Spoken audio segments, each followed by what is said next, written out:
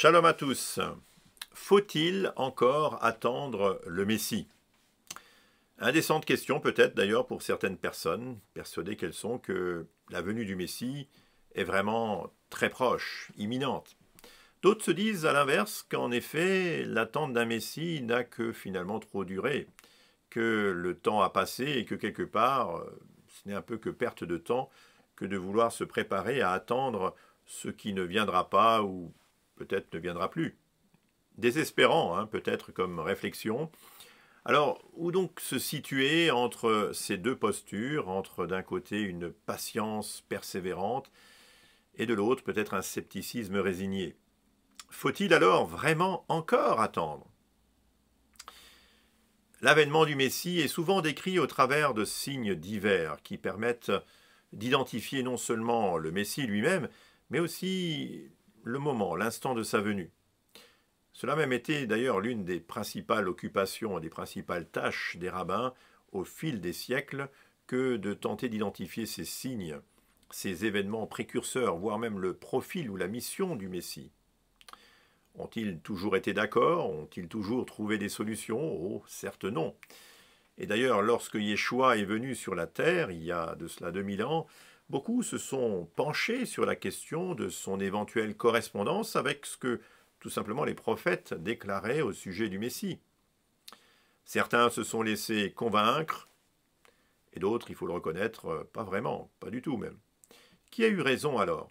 C'est que les prophètes penchaient selon les circonstances sur ce que finalement les rabbins vont présenter comme un Messie souffrant, le Messie fils de Joseph, le Mashiach ben Yosef, en grande partie d'ailleurs selon ce qu'on appelle la typologie, une des typologies unanimement reconnues par les rabbins, en la personne de Yosef, de Joseph, le fils de Jacob dans la Genèse. Et puis à d'autres moments, ils vont pencher pour un autre profil, le Mashiach ben David, le fils de David, le Messie glorieux, à l'image de ce qu'a pu être d'ailleurs le roi à son époque. Sauf que de toute évidence, les deux profils semblent assez difficiles à superposer, et rares sont en fait les passages qui associent vraiment les deux concepts. Si on y ajoute une succession de faux messies qui, bien sûr, au cours de l'histoire se sont succédés et vont même jusqu'à subjuguer des milliers d'Israélites, avant même de décevoir, on comprend évidemment la réticence de certains à continuer à attendre le véritable Messie, tant annoncé et tant décrié. Mais il fut un temps où certains attendaient encore, et ce dans des circonstances parfois difficiles, compliquées, et notamment au 1er siècle sous l'oppression romaine et la corruption des élites juives. Lisons l'évangile de Luc au chapitre 2, verset 25. Il y avait à Jérusalem un homme du nom de Siméon. Cet homme était juste et pieux, il attendait la consolation d'Israël, et l'Esprit Saint était sur lui. Il avait été divinement averti par l'Esprit Saint qu'il ne verrait pas la mort avant d'avoir vu le Mashiach, le Messie, du Seigneur. Il vint au temple, poussé par l'Esprit, et comme les parents apportaient l'enfant Yeshua, Jésus, pour accomplir à son égard ce qui était ordonné par la loi, en usage d'après la loi, il le prit dans ses bras, bénit Dieu et dit « Maintenant, Maître, tu laisses ton esclave s'en aller en paix selon ta parole. Car mes yeux ont vu ton salut, celui que tu as préparé devant tous les peuples, la lumière pour la révélation aux nations et gloire de ton peuple Israël. » Voilà une heureuse attente qui finalement se termine bien, qui est même plutôt récompensée. Siméon résume là en quelques mots l'attente du peuple et la mission salvatrice du Messie qui en la circonstance vient de naître en la personne de Yeshua de Nazareth. Mais si certains ont cru, d'autres ne vont pas se laisser persuader. Encore étions-nous à ce moment-là au stade de la venue du Messie selon le profil du Mashiach ben Yosef, le Messie souffrant. Les disciples de Yeshua, eux, bien entendu, ont cru, mais ils ont au bout du compte compris que ce même Yeshua allait aussi venir rétablir la royauté d'Israël selon l'autre profil bien connu, celui du Mashiach ben David. C'est ce qui semble d'ailleurs se dégager, se comprendre en tout cas dans l'échange des disciples avec Yeshua au début du livre des Actes, au chapitre 1, verset 6. Seigneur, est-ce maintenant le temps où tu vas rétablir le royaume pour Israël? Évidemment, Yeshua n'élude pas la question en dénonçant leur erreur ou en les renvoyant à leurs études de la Torah. Il leur annonce que le temps n'est pas encore là et qu'il arrivera un moment venu, un moment donné, soit. En attendant, leur mission est concrète et consiste à annoncer tout simplement la repentance et le pardon des péchés, ce que les disciples ne manqueront pas de faire d'ailleurs, comme nous le savons.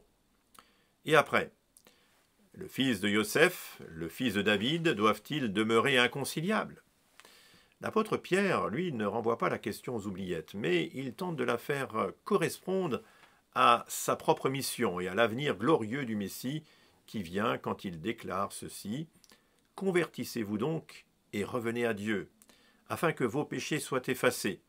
Ainsi viendront les moments de fraîcheur accordés par le Seigneur, quand il enverra le Messie qui vous est destiné, Yeshua, que le ciel doit accueillir jusqu'au temps où sera restauré tout ce dont Dieu a parlé par la bouche de ses prophètes d'autrefois. » On trouve cela dans le livre des Actes, au chapitre 3, les versets 19 à 21. Alors, qu'en retenir pour nous aujourd'hui? Que nous soyons d'ailleurs dans une réelle attente ou non, attendre le Messie n'est assurément pas un simple exercice de patience, une sorte de posture passive ou même paresseuse. Les rabbins et bien des juifs ont persévéré dans la Torah pour tenter de comprendre les temps et les moments, mais aussi le profil de celui qui est le sauveur du monde, le Rédempteur d'Israël. Les temps que nous vivons actuellement sont difficiles, graves, et rares sont ceux qui attendent et cherchent véritablement avec persévérance. C'est ainsi que Yeshua déclare à propos des temps que nous vivons: « Oui, mais le Fils de l'homme, quand il viendra, trouvera-t-il la foi sur la terre ?» Ici, le Fils de l'homme désigne le Messie. Luc 18. Si nous attendons l'avènement du Messie sur la terre, le Messie attend aussi de nous une foi sans faille, quand il viendra, lui, le moment venu. Voilà qui nous engage dans un peu plus qu'une attente un petit peu passive. Retenons ce que disait d'ailleurs le rabbin Mendel de Kotsk en son temps. Il vaut mieux que les Juifs ne sachent pas quand viendra le Messie. Souhaitent-ils vraiment son arrivée d'ailleurs?